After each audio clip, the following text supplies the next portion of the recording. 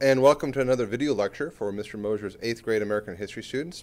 Today's lecture is looking at creating the Constitution, America post-Revolutionary War.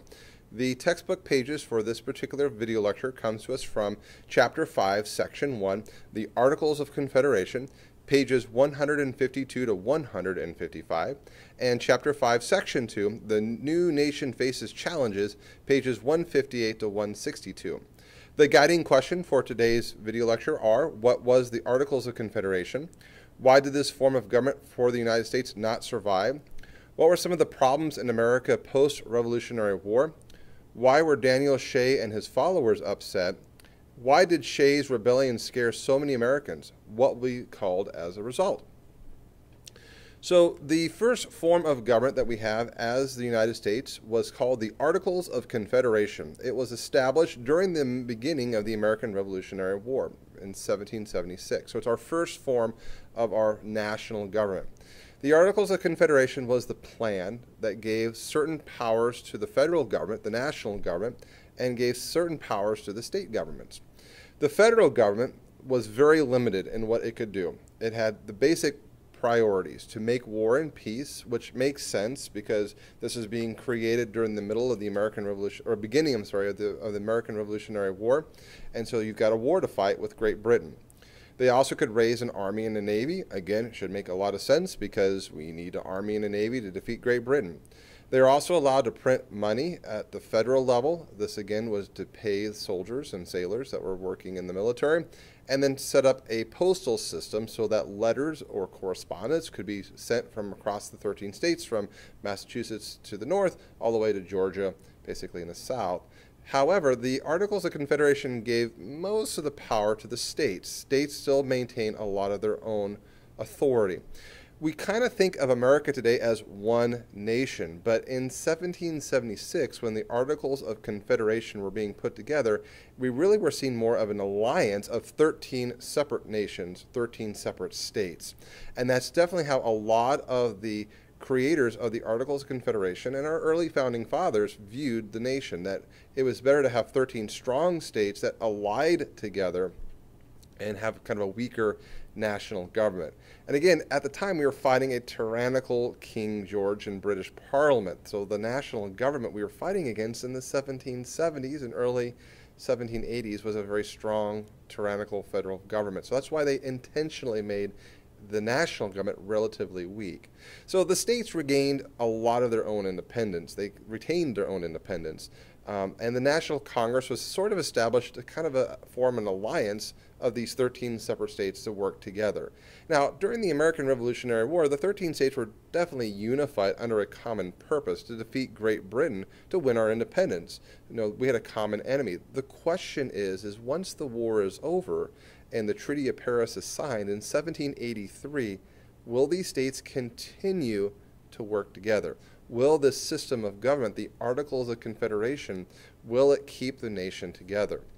The biggest problem of the Articles of Confederation, as we will see, is that it gave way too much power to the individual states. The federal government was left very weak and could not respond to emergencies and crises. And as we'll see, there will be several major problems that will emerge at the end of the American Revolutionary War. The states, since they had all the power under the Articles of Confederation, as they get into trouble and as problems begin to arise, the national government really has no authority or power to do much. They have to kind of beg the states for assistance, and it doesn't work very well, as we will see. Now, America is going to be somewhat surrounded at the end of the American Revolutionary War by some major powers. Great Britain, although it gave up the area we see here on the map in green, still maintains all of the territory that we would call today Canada. To the west of us and the south of us is controlled by the Spanish Empire. So even though America won its independence, we have two very large, powerful nations surrounding us. And these two powerful nations are not going to make things for us very, very easy. One of the biggest problems that we'll face will be trade problems with both Britain and with Spain. With Great Britain, after the Treaty of Paris, Britain had promised us to turn over the forts in the western lands that we acquired from the Treaty of Paris. Britain was really slow into turning over those forts. They kind of stuck around, still maintain a presence in those forts, and America was not strong enough militarily to force some of those soldiers out.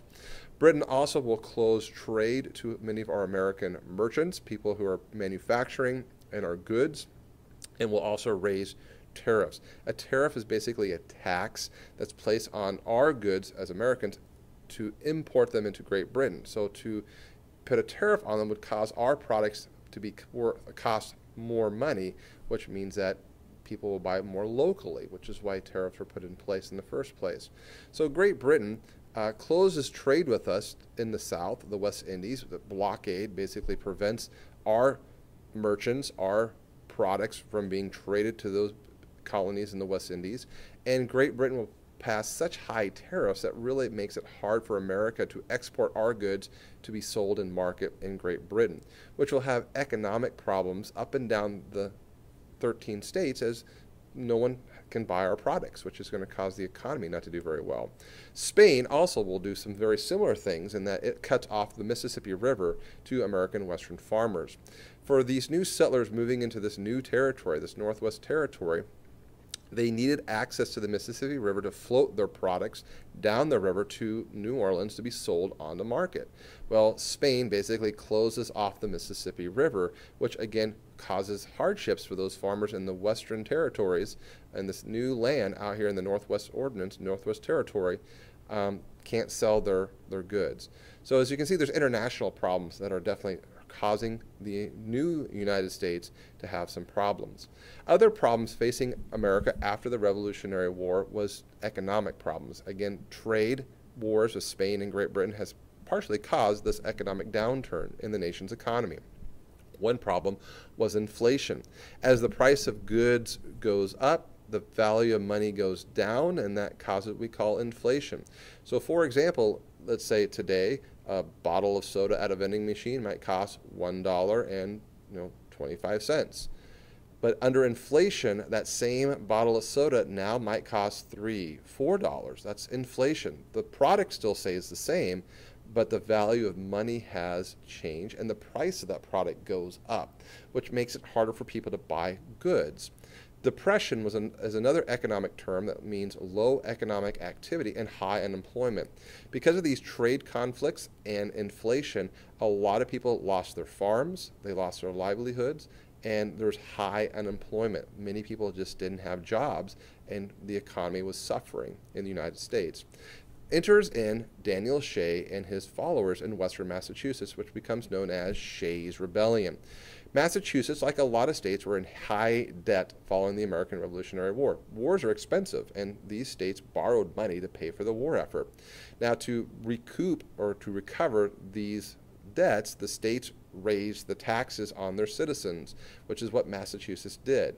Now, because of inflation and because of these economic problems ravaging across the country, many of these farmers couldn't pay their debts and pay their taxes as well. So many farmers basically went out of business. Back then, if you couldn't pay your debts, you were forced to go into what was known as a debtor's prison. And lose your property means you also cannot vote. To be a voting member in our society in the 1780s required to have property ownership. So Daniel Shay and his followers and the western farmers in the Massachusetts area were very angry and very upset by all their farms being taken from them. And so they began to kind of protest, send letters to the state government in Massachusetts demanding that something be done. The eastern leaders in Boston basically ignore them, saying they're a bunch of hicks. Who cares what they're thinking? We are merchants, we're politicians, we're lawyers, we're bankers, we know better. And so they basically ignore Daniel Shay and his followers. And so they get ticked off and they begin seizing courts and preventing them from passing judgment to seize some of these farmers who can't pay their debts. Now, the Eastern establishment is very concerned by this. The Eastern politicians in Massachusetts are very worried, and so they organize a militia, a mercenary army to basically go after these Shayites, as they were called, to basically take them out. Daniel Shay and his followers felt that their lives were threatened, And so they basically, in January of 1787, try to seize the federal arsenal in Springfield, Massachusetts. An arsenal is basically a warehouse of weapons. Now, the farmers in western Massachusetts, led by Daniel Shay, were all former veterans of the American Revolutionary War. They had served under George Washington. They had trained.